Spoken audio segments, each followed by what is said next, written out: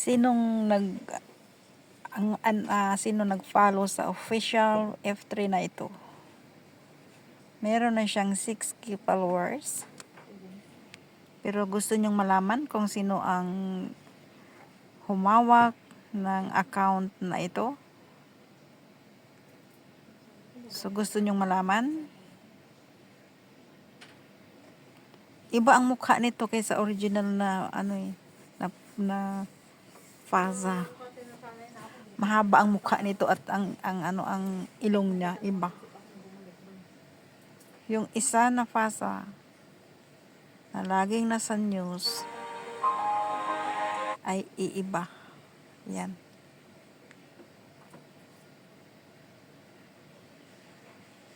Magkaiba. Ayan, magkaiba. So gusto niyo lang makita kung sino ang humawak ng cellphone na ito. Or I mean page na ito. Gusto niyo makita na? I-touch mo lang ang about. Yan. So government official. You can see this government officials. Dubai Investment Park, First United Arab Emirates address. So Facebook cannot see or cannot blame people because of the location of your phone or your email or your Gmail. So, okay? So, you want to see the page transparency of this account. So this the creation date is 23 July 2022. So okay, so let's check. See all. So guys, nakita nyo ba? Official/F3 government official.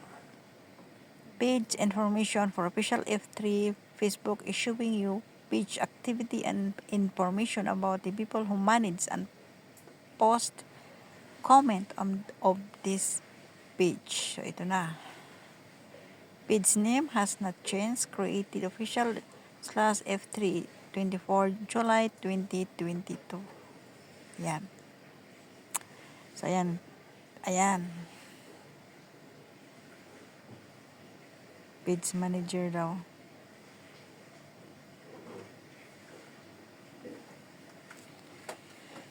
Primary country region location of people who manage this page includes Nigeria. Dalawa po ang Nigeria ang gumamit ng page na ito. Location not shared by page manager 1.